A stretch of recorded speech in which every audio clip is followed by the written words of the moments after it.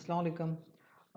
Post are N QCN आज जो हमारा टॉपिक है that is called as carbohydrates, जो कि हमारे बायोकेमिस्ट्री में ये एक यूनिट है। सबसे पहले तो मैं बताऊं कि कार्बोहाइड्रेट्स की इम्पोर्टेंस क्या है, या बेसिकली ये कार्बोहाइड्रेट्स होते क्या हैं, ये जानना ज़रूरी है ताकि आपको पहले ये पता हो कि कार्बोहाइड्रेट्स हैं क्या, और फिर आपको पता चले हम इनको क्यों पढ़ रहे हैं। अगर एक ह्यूमन बीइंग को हम कंसिडर करें कि एज ए ह्यूमन बीइंग इंसान कार्बोहाइड्रेट्स क्यों पढ़ता है, ये कार्बोहाइड्रेट्स के एक इंसान में क्या रोल है, तो सबसे पहले अगर आप देखें कार्बोहाइड्रेट्स को हम सिंपल शुगर्स का नाम देते हैं कि ये शुगर्स हैं। ठीक है। अब अगर आप देखें डीएनए का स्ट्रक्चर, डीएनए आप जानते हो, आरएनए जानते हो कि इंसान का बेसिक जेनेटिक मटेरियल डीएनए है, आरएनए है। तो डीएनए आरएनए के अंदर एक स्ट्रक्चर आता है राइबोज, और राइबोज बेसिकली कार्बोहाइड्रेट है। तो बेसिकली डीएनए और आरएनए में हर जगह राइबोज प्रेजेंट है। इसके बाद अगर मैं आपको मिसाल दूं, जैसे कि आप के पास एनर्जी है, ठीक है। एनर्जी आप बात करते हो क्या आती है, एटीपी से, या एटीपी ही एनर्जी का पैकेट है। लेकिन ये एटीपी वगैरह ये आते कहाँ से हैं, तो इसके लिए इंपॉर्टेंस चाहिए ग्लूकोज। तो ग्लूकोज अगर होगा तभी तो एनर्जी आएगी, तभी एटीपी बनेगा। तो ग्लूकोज एक कार्बोहाइड्रेट है। फिर आप देखें हमारी बॉडी में एनर्जी स्टोर्ड होती है। ये जो आप कार्बोहाइड्रेट्स लेते हो, आपकी जो फूड है, फूड में बेसिक फूड ही कार्बोहाइड्रेट है। जो गंदम होती है, रोटी होती है, या ब्रेड कह लें, आप डिफरेंट जो हैं दालें वगैरह देख लें, उसमें प्रोटीन्स भी हैं, साथ में कार्बोहाइड्रेट्स हैं। तो आपकी ग़िज़ा का एक बहुत बड़ा हिस्सा कार्बोहाइड्रेट है।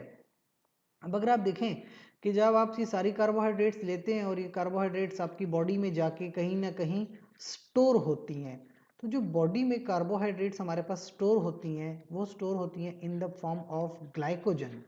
तो ग्लाइकोजन की फॉर्म में अगर वो आपकी बॉडी में कार्बोहाइड्रेट स्टोर हो रही है, ग्लाइकोजन दरअसल एनर्जी का स्टोर है, यानी सारी एनर्जी ग्लाइकोजन में स्टोर्ड है।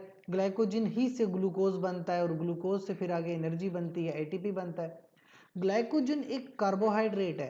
तो यानी कि इंसान का पूरा जिस्म, हर जगह पे आपको इंसान के जिस्म में कार्बोहाइड्रेट्स मिलती हैं, और कार्बोहाइड्रेट की एक स्पेसिफिक केमिस्ट्री है। ठीक है। तो अगर आपने कार्बोहाइड्रेट्स को समझना है तो ज़रूरी है कि आप कार्बोहाइड्रेट्स की केमिस्ट्री को समझें। सो दैट्स वाई कार्बोहाइड्रेट आपकी बायोकेमिस्ट्री का एक बहुत बड़ा हिस्सा है। सबसे पहले अगर हम डिफाइन करें बायोकेमिकली कि कार्बोहाइड्रेट्स की डेफिनेशन क्या है, तो बायोकेमिकल डेफिनेशंस क्या होगी कि these are polyhydroxy aldehydes or ketones, या polyhydroxylated compounds with at least 3 carbon atoms that potentially active carbonyl group, जिसके अंदर एक कार्बोनिल ग्रुप हो, which may either be aldehyde or a ketone। अब मैं आपको ये डेफिनेशन समझाने की कोशिश करता हूँ। ये केमिस्ट्री की या बायोकेमिकल डेफिनेशन है। सबसे पहले तो ये हाईलाइटेड वर्ड्स जो हैं अल्डिहाइड या कीटोन, इनको ज़रा समझिए कि ये केमिस्ट्री होती है। जैसे ये कार्बन है, कार्बन का डबल बॉन्ड लगा होता है ऑक्सीजन के साथ, इसको हम कार्बोनिल कहते हैं। तो अगर तो एक तरफ पे फर्ज कीजिए हाइड्रोजन है, और दूसरी तरफ पे कोई कार्बन है या कोई कार्बन की चेन लगी है, इस तरह का स्ट्रक्चर होगा, वी कॉल इट अल्डिहाइड। ये अल्डिहाइड का स्ट्रक्चर है। कीटोन का स्ट्रक्चर ज़रा सा मुख्तलिफ होता है। जैसे ये कार्बन है, डबल बॉन्ड ऑक्सीजन, जैसे यहाँ पे है वैसे यहाँ पे है। एक तरफ पे भी कार्बन जुड़ी है और दूसरी तरफ पे भी कार्बन ही जुड़ी है। देखिए यहाँ पे एक तरफ तो कार्बन हैं, दूसरी तरफ हाइड्रोजन है, कार्बन नहीं है। अगर तो दोनों तरफ कार्बन जुड़ी हैं, ऐसा स्ट्रक्चर जिसमें दोनों तरफ कार्बन जुड़ी होती हैं, ऐसा स्ट्रक्चर कहलाता है कीटोन। ठीक हो गई बात। तो सबसे पहले तो आप ये देख लें कि या तो ये अल्डिहाइड्स हैं या ये कीटोन्स हैं, यानी कार्बोहाइड्रेट्स आपको दो हालतों में मिलते हैं, या अल्डिहाइड की हालत में मिलेंगे और या फिर कीटोन की हालत में मिलेंगे। इसके अलावा क्या लिखा है, पॉलीहाइड्रोक्सिलेटेड। अब देखिए हाइड्रोक्सिलेटेड का मतलब क्या है, इसको कहते हैं हाइड्रोक्सिल ग्रुप। ये एक ग्रुप होता है OH। सो OH एक ग्रुप है, इसको कहते हैं हाइड्रोक्सिल ग्रुप। और पोली का मतलब क्या होता है, पोली का मतलब होता है मैनी, यानी बहुत सारे, मैनी। सो बहुत सारे हाइड्रोक्सिल ग्रुप्स अटैच होते हैं। तो ये जो आप कार्बन्स देख रहे हो ना कि यहाँ कार्बन है, यहाँ कार्बन है, आगे कार्बन्स होंगी, इसके साथ बहुत सारे हाइड्रोक्सिल ग्रुप्स अटैच होंगे। ठीक है, that's why we call it polyhydroxylated carbons. और कार्बोहाइड्रेट के लिए लाजमी है कि कम से कम 3 कार्बोहाइड्रेट का मॉलिक्यूल होना लाजमी है। 3 से ज्यादा हो सकते हैं, 4, 5, 6, 7, 9, कितने भी, लेकिन कम से कम 3 का होना लाजमी है। 2 कार्बन का कोई कंपाउंड कार्बोहाइड्रेट नहीं कहलाएगा, कम से कम शुरू होते हैं 3 कार्बन से। इनको हम कार्बोहाइड्रेट्स को शुगर्स या सेकेराइड्स का नाम भी देते हैं, और इनका एक सिंपल फार्मूला होता है CH2ON, यानी ये इस फार्मूले के अकॉर्डिंग होते हैं। अगर आप देखें ना, CH2O और N, तो N कोई भी नंबर हो सकता है, तो इस फार्मूले के अकॉर्डिंग कार्बोहाइड्रेट का स्ट्रक्चर होता है। फर्ज कीजिए मैं N लगा लेता हूँ 4, तो 4 अगर है तो N की जगह के 4 आ गया तो 4 इस पूरे के साथ मल्टीप्लाई हो जाएगा। जैसे कि अगर मैं कहूँ कि C4 है, यानी C के साथ 4 आ गया तो H 2 है, 2 और 2 4 8, तो C4 H8 और O4, तो ये आपके पास एक कार्बोहाइड्रेट बन जाती है। जैसे कि आप 4 कार्बन वाले को कहते हो टेट्रोज,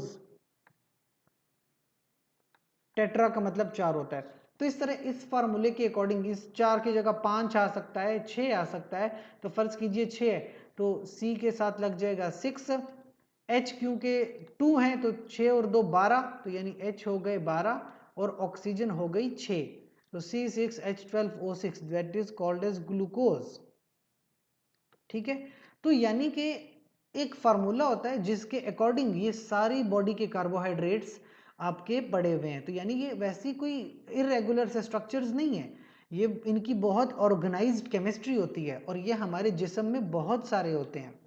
अच्छा, हमारे जिस्म में जैसे क्योंकि ये बहुत सारे होते हैं तो इनको क्लासिफाई किया गया है। आपको पहले भी बताया होगा कि क्लासिफिकेशन का फ़ायदा क्या होता है, कि एक बहुत बड़ा ग्रुप है फ़र्ज़ कीजिए और बहुत सारे मिक्सचर बना हुआ है, तो उस बहुत सारे ग्रुप को ऑर्गेनाइज करने का तरीका क्या है कि आप उनको क्लासीफाई कर लो, यानी छोटे छोटे अलग कर लो, फिर दरमियाने साइज़ के अलग कर लो, बड़े साइज़ के अलग कर लो।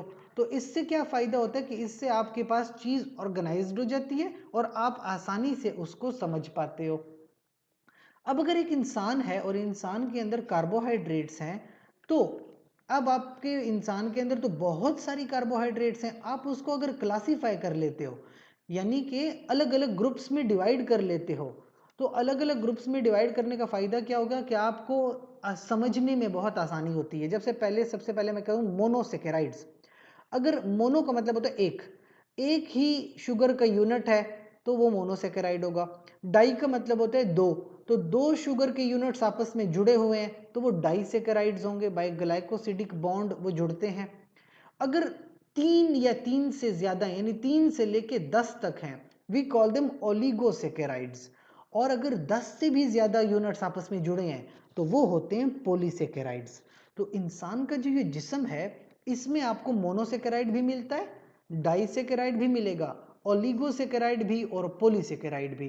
तो यानी इस एक इंसान के जिस्म में जो कार्बोहाइड्रेट्स हैं वो 4 तरह के कम से कम होंगे। मोनोसेकेराइड भी होंगे यानी 1 सब यूनिट वाले, डाइसेकेराइड 2 सब यूनिट वाले, 3 से लेके 10 तक ये आपके पास ओलिगोसेकेराइड्स हैं, और more than 10 you call it polysaccharides. तो आपको इंसानी जिस्म में हर तरीके का कार्बोहाइड्रेट मिलता है। तो हम इनको अलग अलग करके थोड़ा समझते हैं कि बेसिकली मोनोसेकेराइड्स क्या होते हैं। सो फर्स्ट ऑफ ऑल तो मोनोसेकेराइड्स वो यूनिट्स हैं जो सिंगल सब यूनिट होता है सेकेराइड का या शुगर का, सिंगल सब unit of sugar that is monosaccharide. इंसानी जिस्म में देखा जाए ना तो फर्ज कीजिए 3 कार्बन्स का एक सब यूनिट है, 3 कार्बन्स का, वी कॉल इट ट्रायोज।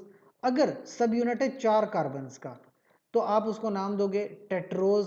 अगर सब यूनिट है 5 कार्बन का यानी ये कंपाउंड आपके पास है जो 5 कार्बन्स का है, उसका नाम होगा पेंटोज। 6 कार्बन्स वाला हेक्सोज, 7 कार्बन्स वाला हेप्टोज, 9 कार्बन्स वाला नोनोज। तो इस तरह से आपकी इंसानी जिस्म में अलग अलग सब यूनिट्स होते हैं।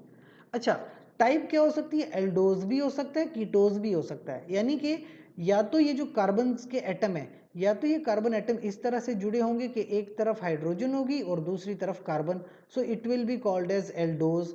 या फिर ऐसे जुड़े हैं कि कार्बन का डबल बॉन्ड और एक तरफ पे भी कार्बन और दूसरी तरफ पे भी कार्बन, तो ये होगा कीटोज। क्योंकि ये जो ग्रुप होता है पहले वाला, इसको हम कहते हैं एल्डिहाइड, और ये जो दूसरा ग्रुप है हम इसको कहते हैं कीटोन। तो इस तरह से आपके पास एल्डिओसिस भी होते हैं और कीटोसिस भी होते हैं। कुछ एग्जांपल्स के तौर पे देख लें, आपने कभी नाम सुना हो ग्लाइसरल्डिहाइड, इंसानी जिस्म में पाया जाता है ग्लाइसरल्डिहाइड। डाइहाइड्रोक्सी एसीटोन, ये भी 3 कार्बन का बना हुआ है, ये भी 3 कार्बन का बना हुआ है, लेकिन इस वाले 3 कार्बन में एल्डोज ग्रुप है, इस वाले 3 कार्बन में कीटोज ग्रुप है, तो वो हो गया ग्लिसरल्डिहाइड और ये डाइहाइड्रोक्सी एसीटोन। अच्छा 4 कार्बन वाला देख लें, एरिथ्रोज, इसमें क्या होता है कार्बन 4 है, देखिए C4 है, तो इस तरह से 4 कार्बन जुड़ी हैं। लेकिन क्योंकि ये एल्डोज है तो इसका ऑक्सीजन यहाँ पे लगा होगा और यहाँ पे हाइड्रोजन होगा, यहाँ पे भी 4 कार्बन हैं, लेकिन यहाँ पे क्योंकि कीटोज ग्रुप है तो इसका ऑक्सीजन इस तरह बीच वाली कार्बन पे लगा होगा। तो देखिए इस कार्बन के इधर भी कार्बन है और इधर भी कार्बन है, जबकि यहाँ पे देखें तो ये वाली कार्बन है जिसके साथ ऑक्सीजन अटैच है, तो यहाँ पे तो हाइड्रोजन है और इधर कार्बन है, तो ये वाला जो आपके पास है एल्डिहाइड है और ये वाला कीटोन है। सो एल्डिहाइड वाला कहलाता है एरिथ्रोज, कीटोन वाला कहलाएगा एरिथ्रुलोज। अच्छा पेंटोज यानी 5 कार्बन वाली शुगर पे आ जाए, तो 5 कार्बन वाली शुगर एक होती है राइबोज, जो आपके पास एल्डिहाइड ग्रुप है, और राइबोलोज में कीटोन ग्रुप होगा। बाकी स्ट्रक्चर यही है कि दोनों में 5-5 कार्बन मिलती हैं, इधर भी 5 है और इधर भी 5 है। 6 कार्बन वाले देखें तो ग्लूकोज जो होती है बहुत ज्यादा हमारे जिस्म में पाई जाती है, और फ्रुक्टोज जो होती है वो आपके पास कीटोज है। हेप्टोसिस में देखें ग्लूकोहेप्टोज है या सीडू हेप्टुलोज है, तो यानी कि हर एक जो कार्बोहाइड्रेट है उसका एल्डिहाइड ग्रुप भी पाया जाता है और कीटोन ग्रुप भी पाया जाता है। नेक्स्ट आपके पास है डाइसेकेराइड। डाइसेकेराइड सादा सी बात है कि अगर 2 मोनोसेकेराइड्स हैं आपस में मिल जाती हैं तो वो एक डाइसेकेराइड बना देती है। जैसे कि ग्लूकोज एक सब यूनिट है और दूसरा ग्लूकोज, इन दोनों को अगर आपस में मिला दिया जाए, बीच में एक बॉन्ड बना दे, ग्लाइकोसिडिक बॉन्ड, ये बहुत जरूरी चीज है याद रखिएगा, एमसीक्यू के लिहाज से है कि ग्लाइकोसिडिक बॉन्ड होता है। ग्लाइकोसिडिक बॉन्ड क्या करता है, एक शुगर को दूसरी शुगर से मिलाता है, ग्लाइकोसिडिक बॉन्ड, तो ये एमसीक्यू में पूछा जा सकता है आपसे। तो जब ग्लूकोज और ग्लूकोज आपस में मिलते हैं तो वो स्ट्रक्चर कहलाता है माल्टोज। अगर ग्लूकोज के साथ मिल जाती है fructose, we call it sucrose. अगर तो ग्लूकोज से मिलती है गैलेक्टोज, फिर उसका नाम होगा लैक्टोज। सुक्रोज आपके पास होती है टेबल शुगर, जो आपके पास चीनी होती है, जो आप चाय वगैरह में डालते हैं, सुक्रोज है। और लैक्टोज होता है मिल्क के अंदर, दूध, उसमें लैक्टोज होती है। ठीक है। अच्छा कभी कभी क्या होता है, वैसे तो हम ये देख रहे हैं ना कि जैसे ग्लूकोज और फ्रुक्टोज मिली तो उससे सुक्रोज बन गया, लेकिन ये ऑपोजिट भी हो सकता है, सुक्रोज वापस ग्लूकोज और फ्रुक्टोज में भी कन्वर्ट हो सकती है। इसको हम कहते हैं इन्वर्ट शुगर। इन्वर्ट का मतलब उल्टा, तो अगर आप सुक्रोज देखें तो सुक्रोज को वापस कन्वर्ट कर सकते हैं ग्लूकोज में और फ्रुक्टोज में। So that's why sucrose is also known as invert sugar, यानी उल्टा रिएक्शन चलता है इसका। फिर ओलिगोसेकेराइड्स हैं। जैसे मैंने बताया कि ओलिगोसेकेराइड्स कम से कम 3 कार्बन से शुरू हों और 10 कार्बन तक, तो जितने भी कंपाउंड्स हैं जिसमें 3 कार्बन से 10 कार्बन तक के बीच में आपके पास सब यूनिट आते हैं, हम उसको कहते हैं ओलिगोसेकेराइड्स। ठीक है। सो कंडेंसेशन प्रोडक्ट्स हैं, most are not digested by human enzymes, ज्यादातर ह्यूमन एंजाइम्स इसको डाइजेस्ट करते भी नहीं है। मोनोसेकेराइड जो होते हैं ना आपस में, यानी एक सब यूनिट, दूसरा सब यूनिट, तीसरा सब यूनिट, तो यहां तक तो ये तो मोनो है, अगर 2 हो गए तो डाई हो गए, 3 से शुरू हो गए, 3 है या 4 हैं या 5 हैं या 6 हैं, 10 तक आप चले जाएं, आपस में मिलते कैसे हैं, ग्लाइकोसिडिक बॉन्ड से। ये जो बीच में लिंकेज है ग्लाइकोसिडिक बॉन्ड है। तो 3 से लेके 10 तक ये जितने भी कंपाउंड्स हैं, चाहे ट्राइओज है, एरिथ्रोज है, पेंटोज है, या अगर आप देख लें फर्ज कीजिए ये सारे मिला लें तो 1 2 3 4 5 6 7 हैं, तो हेप्टोज है। तो ये सारे ओलिगोसेकेराइड्स कहलाते हैं। Lastly we have polysaccharides. जब सब यूनिट्स 10 से बढ़ जाएं, यानी मोर देन 10 सब यूनिट्स आपस में जुड़े हैं, that is called as polysaccharides. ठीक है। अब they serve as stores of fuel. Polysaccharides हमारे जिस्म में बहुत अहमियत रखते हैं, they are stores of fuel. ठीक है। फ्यूल का मतलब है एनर्जी। जो आपके जिस्म में एनर्जी होती है, एनर्जी क्या है, एटीपी, ठीक है। और एटीपी कहाँ से बनता है, एटीपी इंसान बनाते हैं ग्लूकोज से, और ग्लूकोज हमारे जिस्म में स्टोर्ड है ग्लाइकोजन की फॉर्म में, ठीक है, ग्लाइकोजन। तो ग्लाइकोजन क्या है, it is a polysaccharide. Glycogen के अंदर जो सब यूनिट्स हैं वो 10 से ज्यादा हैं, दैट्स व्हाई ग्लाइकोजन एक पॉलीसेकेराइड है। अच्छा, ये जो पॉलीसेकेराइड्स होते हैं ना, जिनके सब यूनिट्स कम से कम 10 से ज्यादा होते हैं, ये दो तरह के हैं। एक होते हैं होमोपोलीसेकेराइड्स, एक होते हैं हेट्रोपोलीसेकेराइड्स, ठीक है। तो होमोपोलीसेकेराइड्स और हेट्रोपोलीसेकेराइड्स यानी आपके पास पॉलीसेकेराइड्स होंगे दो तरह के। फर्क क्या है दोनों में, होमो का मतलब होता है सेम, ठीक है, एक तरह के सब यूनिट्स, सेम सब यूनिट्स, जबकि हेट्रो का मतलब होता है डिफरेंट, यानी डिफरेंट सब यूनिट्स। तो अगर तो 10 सब यूनिट्स आपस में जुड़े हुए हैं, 10 सब यूनिट आपस में जुड़े लेकिन सारे सब यूनिट्स बिल्कुल सेम हैं, that will be homopolysaccharide. For example starch है, ग्लाइकोजन है, सेलुलोज है, डेक्स्ट्रिन्स हैं, ये सारे पॉलीसेकेराइड्स हैं और ये तमाम एक ही तरह के सब यूनिट के बने हैं। जबकि हेट्रोपोलीसेकेराइड ऐसे नहीं होते। जैसे आप देख लें हाइयालुरोनिक एसिड, ये सारे म्यूकोपोलीसेकेराइड कहलाते हैं। फिर है हेपरिन, ये भी पॉलीसेकेराइड है लेकिन इसे मुख्तलिफ तरह के सब यूनिट्स मिल मिल के ये कंपाउंड बनाते हैं। कॉन्ड्राइटन सल्फेट है, ये पॉलीसेकेराइड है, हेट्रो। अब ब्लड ग्रुप के अंदर जो पॉलीसेकेराइड्स आते हैं वो भी हेट्रो हैं। सीरम म्यूकॉइड, ये भी एक हेट्रोपोलीसेकेराइड है। म्यूसिलेजेस होते हैं ये अक्सर प्लांट्स वगैरह में, एगर है, वेजिटेबल गम्स हैं, पेक्टिन है या हेमीसेलुलोज है, ये सारे हेट्रोपोलीसेकेराइड्स हैं, यानी कि ये एक तरह के सब यूनिट के नहीं बल्कि मुख्तलिफ सब यूनिट्स के बने हैं। और लास्ट में हमारे पास एक टॉपिक है डिराइव्ड कार्बोहाइड्रेट्स, यानी ये बाकी कार्बोहाइड्रेट से मिलके बने हुए हैं। जैसे कि आपके पास फर्ज कीजिए ग्लूकोज है, तो जब ग्लूकोज आप देखें तो ग्लूकोज तो प्योर एक कार्बोहाइड्रेट है, आपके पास ग्लूकोज एक मोनोसेकेराइड है। लेकिन अगर ग्लूकोज की ऑक्सीडेशन की जाए, यानी ग्लूकोज के साथ ऑक्सीजन का रिएक्ट करवा दिया जाए, ऑक्सीडेशन की जाए, तो इस ग्लूकोज से मुख्तलिफ तरह के कंपाउंड बनते हैं। जैसे कि ग्लूकोनिक एसिड है, ग्लूक्रोनिक एसिड है, ग्लूकैरिक एसिड, एस्कॉर्बिक एसिड जो कि विटामिन सी होता है। मतलब क्या है कि ये सारे कंपाउंड्स हमारे जिस्मों में हैं, ये सारे कार्बोहाइड्रेट्स हैं लेकिन ये मुख्तलिफ तरीक़ों से बने हुए हैं। अगर आप देखें ना ग्लूक्रोनिक एसिड, ये लिवर में होता है और बहुत इंपॉर्टेंट काम करता है। ये जो मेडिसिन वगैरह होती हैं ना, आप पेशेंट को मेडिसिन दे रहे हो तो मेडिसिन को मेटाबोलाइज करने में ग्लूक्रोनिक एसिड का बहुत बड़ा रोल है।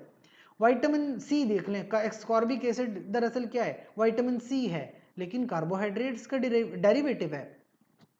कुछ रिडक्शन प्रोडक्ट्स होती हैं, वो कैसे बनती हैं, जैसे आपके पास ग्लाइसरल डिहाइड है, राइबोज है।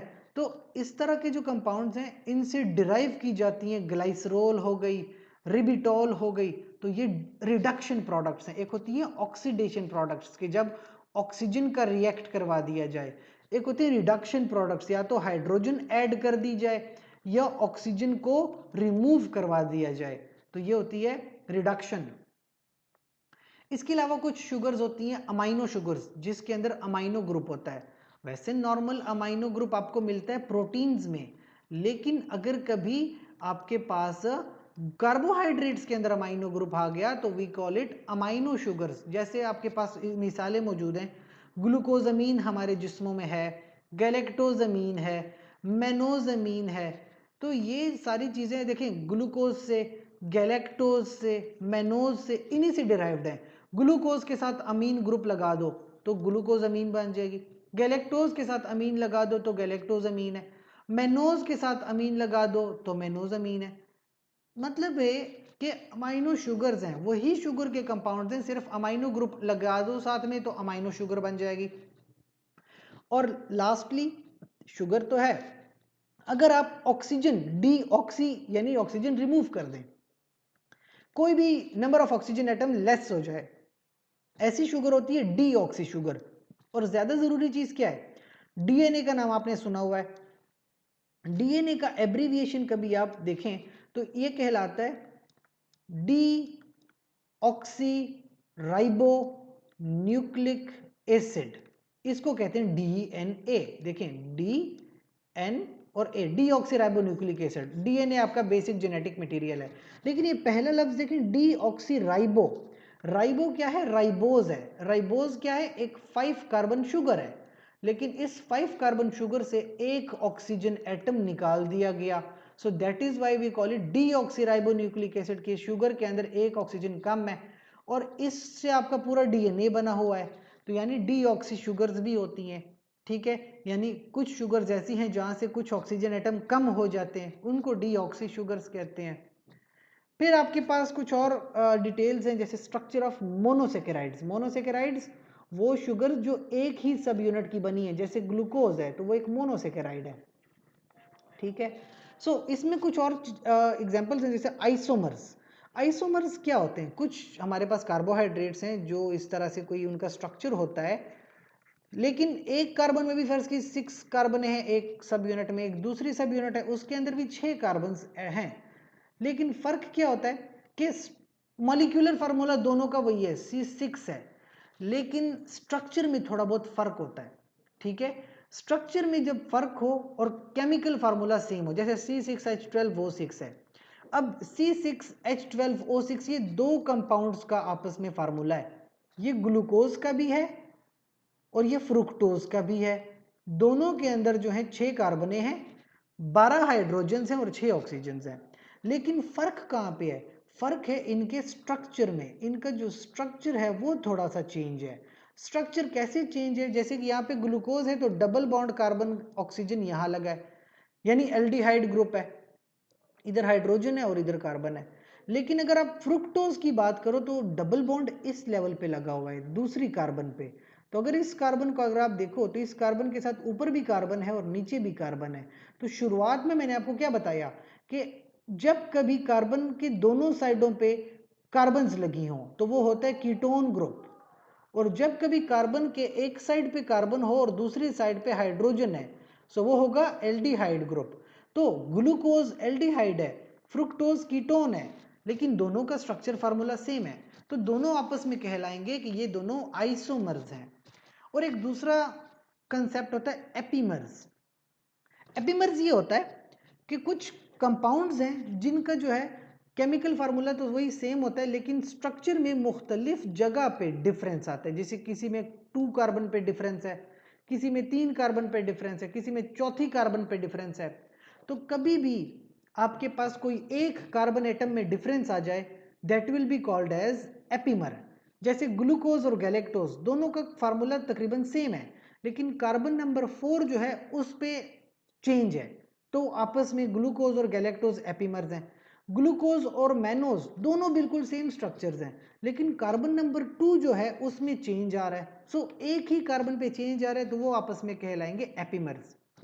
अब जैसे आप ये स्ट्रक्चर देख रहे हो ना, ये बीच वाला स्ट्रक्चर सबसे पहले देखिए, ये आपको वैसे याद होना चाहिए, ग्लूकोज का ये स्ट्रक्चर होता है इस तरह। देखें कार्बन 1, कार्बन 2, 3, 4, 5, 6, इस तरह 6 कार्बन होती हैं। अगर आप इसका फार्मूला देखें ना, C6H12O6, ठीक है। तो ये आपके पास वही एम्पेरिकल फार्मूला CH2O और होल मल्टीप्लाई बाय n, वही एम्पेरिकल फार्मूला है। तो ये अगर आप यहाँ पे n की जगह 6 कर दो ना तो C6H12 और O6 बनता है। तो ये ग्लूकोज का एक फार्मूला है। अब आप देखें गैलेक्टोज और ग्लूकोज में क्या फर्क है। कार्बन नंबर 4 देखें, कार्बन नंबर 4 पे यहाँ हाइड्रोक्सिल ग्रुप लगा हुआ है राइट साइड पे, जबकि यहाँ पे अगर आप देख लें कार्बन नंबर 4 तो यहाँ हाइड्रोक्सिल ग्रुप लगा है लेफ्ट साइड पे। तो ये एक बहुत बड़ा फर्क है। तो ग्लूकोज और गैलेक्टोज में ये फर्क आ गया। अच्छा, ग्लूकोज और मैनोज को देखें जरा। ग्लूकोज में अगर आप देखें तो आपके पास ये एक स्ट्रक्चर आ रहा है, लेकिन यह मैनोज में देखें तो कार्बन नंबर 2 पे यहाँ हाइड्रोक्सिल ग्रुप लगी हुई है on to the right side, जबकि यहाँ चेक कर ले मैनोज में हाइड्रोक्सिल ग्रुप लगी है on to the left side. तो ग्लूकोज और मैनोज ये भी आपस में एपीमर्स हैं, ग्लूकोज और गैलेक्टोज ये भी आपस में एपीमर्स हैं, लेकिन किस कार्बन पे हैं वो आपने मेंशन करना होगा। कार्बन नंबर 4 यहाँ पे मेंशनड है, जबकि ग्लूकोज और मैनोज कैसे एपीमर्स हैं, कार्बन नंबर 2 के ऊपर, ठीक है। तो ये दोनों में फर्क होता है। लास्टली फ्रुक्टोज है, जो मैंने आपको आइसोमर की मिसाल दी। आइसोमर क्या है कि फ्रुक्टोज और ग्लूकोज का स्ट्रक्चर देखें। ग्लूकोज में ये देखें कार्बन, ऑक्सीजन और हाइड्रोजन, ये बिल्कुल टॉप पे है, यानी इस कार्बन के साथ यहां तो कार्बन जुड़ी है, ऊपर कोई कार्बन नहीं जुड़ी, सिर्फ हाइड्रोजन है। जबकि यहां इधर देख लें तो कार्बन के साथ ऑक्सीजन जुड़ी हुई है, इस कार्बन के ऊपर भी कार्बन है, इस कार्बन के नीचे भी कार्बन है, तो ये वाला तो हो गया अल्डिहाइड ग्रुप, और ये वाला जहां कार्बन के साथ दोनों कार्बन अटैच हैं तो ये वाला हो गया कीटो ग्रुप। ठीक है, तो वो अल्डिहाइड है, ये कीटोन है। सो आपके पास फ्रुक्टोज एक कीटोन है जबकि ग्लूकोज एक अल्डिहाइड है। तो इस तरह से आपस में ये आइसोमर्स हैं, वी कॉल देम आइसोमर्स, के ग्लूकोज और फ्रुक्टोज आपस में आइसोमर्स हैं, जबकि ग्लूकोज और मैनोज या ग्लूकोज और गैलेक्टोज ये आपस में एपीमर्स हैं।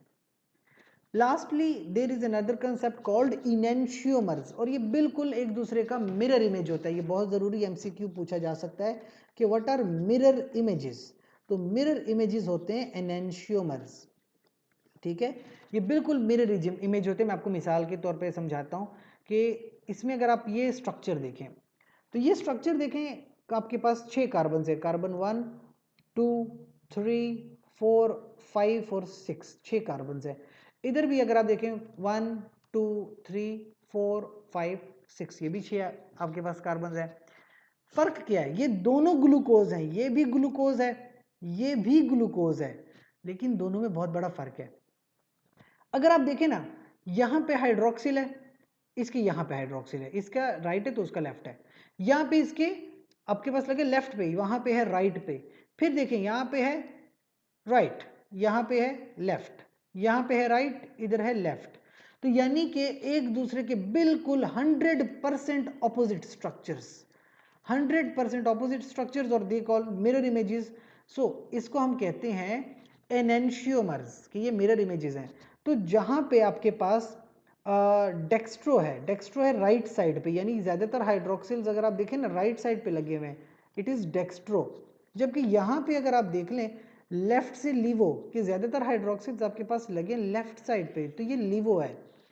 अब ये बात समझाना क्यों जरूरी है, देखें हमारे बॉडी में जितने भी केमिकल रिएक्शंस चलते हैं ना, कितने भी केमिकल रिएक्शंस हों, केमिकल रिएक्शंस के लिए आपके पास चाहिए होता है एंजाइम, लाजमी है। कोई भी केमिकल रिएक्शन हो एंजाइम के बगैर नहीं चलता, एंजाइम चाहिए, और एंजाइम को एक स्पेसिफिक स्ट्रक्चर चाहिए होता है, स्पेसिफिक स्ट्रक्चर।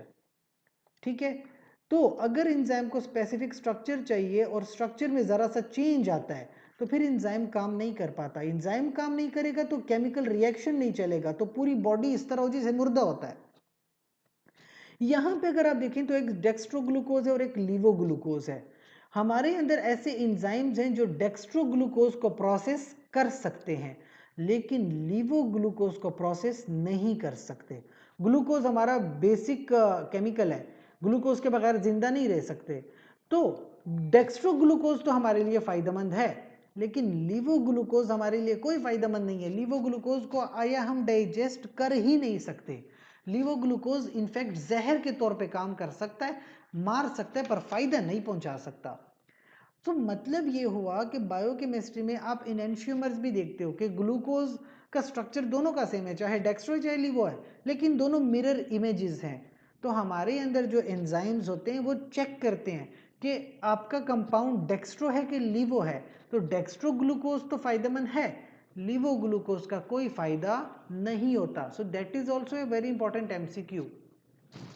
इसी तरीके से एक और एग्जाम्पल देख लें, ग्लिसरल डिहाइड जो कि 3 कार्बन से बना होता है। तो एक होता है डेक्स्ट्रो जहां राइट साइड पे हाइड्रोक्सिल ग्रुप लगी है, एक होता है लीवो जहां लेफ्ट साइड पे हाइड्रोक्सिल ग्रुप लगी है। तो डेक्स्ट्रो रोटेटरी और लीवो रोटेटरी का मतलब क्या है कि जब यहाँ पे लाइट पड़ती है ना तो डेक्स्ट्रो का मतलब राइट साइड, तो वो राइट साइड पे लाइट को जो है ट्रांसफर कर देता है या ट्रांसमिट कर देता है, तो वो शुगर होती है डेक्स्ट्रो। और अगर आपके पास लाइट इस पे पड़े, लाइट या लेजर, और वो लेजर को लेफ्ट साइड पे ट्रांसमिट करवा दे, ठीक है, इट विल बी कॉल्ड लीवो।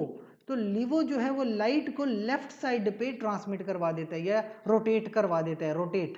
जबकि डेक्स्ट्रो जो है वो राइट साइड पे लाइट को रोटेट करवा देता है। तो कोई भी ऐसी शुगर या कोई भी ऐसा कंपाउंड जो लाइट को राइट साइड पे रोटेट करवाए, इट विल बी डेक्स्ट्रो। या अगर उस कंपाउंड ने लेफ्ट साइड पे रोटेट करवा दिया, इट विल बी कॉल्ड लीवो। सो ये बातें याद रखिए, एमसीक्यू में पूछी जाती हैं। और ये ग्लिसरॉल्डिहाइड तो सबसे सिंपल शुगर है, इसको रेफरेंस शुगर भी कहते हैं, सबसे सिंपल यही है। अच्छा, कुछ ऐसे एंजाइम्स पाए जाते हैं जो स्पेसिफिक होते हैं या तो डेक्स्ट्रो के लिए या सिर्फ लीवो के लिए, ठीक है, form. But some enzymes known as racemases, racemases क्या करते हैं, वो डेक्स्ट्रो को लीवो में कन्वर्ट करते हैं या लीवो को डेक्स्ट्रो में कन्वर्ट कर सकते हैं, ऐसे एंजाइम कहलाते हैं रेसिमेजेस, ठीक है। तो जहां जरूरत होती है वो डेक्स्ट्रो को लीवो में या लीवो को डेक्स्ट्रो में कन्वर्ट कर लेते हैं और उनको हम रेसिमेज का नाम देते हैं। It is a very important MCQ. तो कार्बोहाइड्रेट के चैप्टर में रेसिमेजेस का सवाल पूछा जा सकता है कि रेसिमेजेस क्या होते हैं। Lastly, there are some concepts called cyclization of monosaccharides.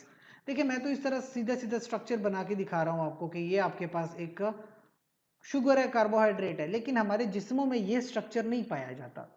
हमारे जिस्म में स्ट्रक्चर मिलेगा आपको इस तरह से, ये रिंग की फॉर्म में, या इस तरह से, या इस तरह से। ये जो सिंपल वाला है ना, इसको हम कहते हैं फिशर प्रोजेक्शन, ये फिशर है। फिशर वैसे सिर्फ पढ़ने की हद तक, समझने की हद तक आसान है, लेकिन हमारे जिस्मों के अंदर फिशर नहीं होते। इसमें या तो हैवर्थ मिलता है, या बोट मिलती है, चेयर मिलती है। हमारे जिस्म में इस तरीके का स्ट्रक्चर होता है, इसको कहते हैं हैवर्थ प्रोजेक्शन। तो या तो इस तरह साइकिल की फॉर्म में मिलेगा, या ये देखें बोट की शक्ल, इस तरह कश्ती बनी हुई है, तो इस तरह बोट की शक्ल में कार्बोहाइड्रेट होते हैं साइकिल बना के, या इस तरह से चेयर, जैसे ये चेयर होती है कुर्सी की तरह, तो ये चेयर प्रोजेक्शन मिलती है। तो हमारे जिस्म में जो मोनोसेकेराइड्स हैं वो इस तरीके से पड़े हुए हैं। And then we have a concept called anomers, ठीक है। एनोमर्स या एक कार्बन होती है anomeric carbon, very important concept कि एनोमेरिक कार्बन क्या होती है या एनोमर क्या होता है। कुछ एंजाइम्स होते हैं वो स्पेसिफिकली ऐसी कार्बन्स पे एक्शन करते हैं जो एनोमेरिक कार्बन होती है, एक ऐसी कार्बन जिसके चारों ग्रुप्स डिफरेंट होते हैं। एक तरफ हाइड्रोजन है, एक तरफ फर्स्ट के नाइट्रोजन है, एक तरफ कार्बन है, या एक तरफ जो है इस तरह मिथाइल और इथाइल ग्रुप लगा हुआ हो, ठीक है। तो ये एनोमेरिक कार्बन होती है कि चारों तरफ अलग अलग ग्रुप्स अटैच हैं। It is called anomeric carbon. तो एनोमेरिक कार्बन के ऊपर भी डिफरेंसेस आते हैं। जैसे मैं आपको मिसाल दूं, एक होता है ग्लाइकोजन, एक होता है सेलुलोज। ग्लाइकोजन भी पॉलीसेकेराइड है, सेलुलोज भी पॉलीसेकेराइड है, दोनों एक ही तरीके के कंपाउंड के बने, ग्लूकोपाइरानोज के बने हुए हैं, ग्लूकोपाइरानोज। फर्क क्या है? फर्क है एनोमेरिक कार्बन का। एक तरफ एनोमेरिक कार्बन जो है अल्फा है, दूसरी तरफ एनोमेरिक कार्बन बीटा है। यानी कि अगर ये कार्बन है ना और इस कार्बन के साथ हाइड्रोक्सिल ग्रुप अटैच है, तो एक में हाइड्रोक्सिल ग्रुप ऊपर की तरफ अटैच होगा, it will be called as beta. एक तरफ में अल्फा, ये जो कार्बन है ये नीचे की तरफ अटैच होगा ऑक्सीजन इस कार्बन के साथ, तो ये कार्बन एनोमेरिक कार्बन है। लेकिन एक तरफ में हाइड्रोक्सिल ऊपर अटैच है तो वो बीटा है, एक तरफ में हाइड्रोक्सिल नीचे अटैच है तो वो अल्फा है। और ये स्पेसिफिकली एनोमेरिक कार्बन के ऊपर। और एनोमेरिक कार्बन क्या होती है? एनोमेरिक कार्बन ऐसी कार्बन जिसके चारों ग्रुप्स अलग अलग हो, we call it anomeric carbon. कुछ और कंसेप्ट्स में आपके पास आती है रिड्यूसिंग शुगर्स। रिड्यूसिंग शुगर्स क्या होती हैं? देखें, if the hydroxyl group of anomeric carbon, ठीक है, जो एनोमेरिक कार्बन है जिसके चारों ग्रुप्स अलग अलग हैं, उसका जो हाइड्रोक्सिल ग्रुप है वो साइक्लाइज्ड शुगर है, लेकिन वो किसी दूसरी शुगर से अटैच नहीं है बाय ग्लाइकोसिडिक बॉन्ड। यानी अगर उसका हाइड्रोक्सिल ग्रुप फ्री है, तो फ्री हाइड्रोक्सिल ग्रुप का फायदा क्या होता है कि वो कहीं पे भी बॉन्ड बना सकता है। तो अगर वो कहीं पे बॉन्ड बना लेगा, so that will be called as reducing sugar, ठीक है।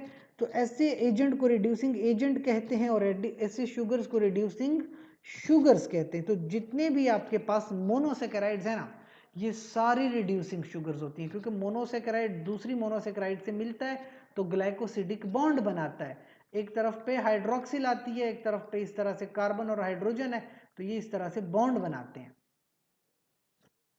अच्छा, अगर आप देखें कुछ और कंपाउंड्स जैसे glucose, mannose, fructose, glyceraldehyde, ribose, इनसे डिराइव की जाती हैं ग्लूकोज से, जैसे सॉर्बिटोल, डिराइव की जाती है, मैनोज से मैनिटोल डिराइव की जा रही है, फ्रुक्टोज से सार्बिटोल और मैनिटोल डिराइव की जा सकती है, ग्लिसरल्डिहाइड से ग्लाइसरोल बनती है, राइबोज से रिबिटॉल बनता है, और ये भी सारे कार्बोहाइड्रेट्स हैं बट देज आर डिराइव्ड, ये डिराइव की जाती हैं, डिराइव करके।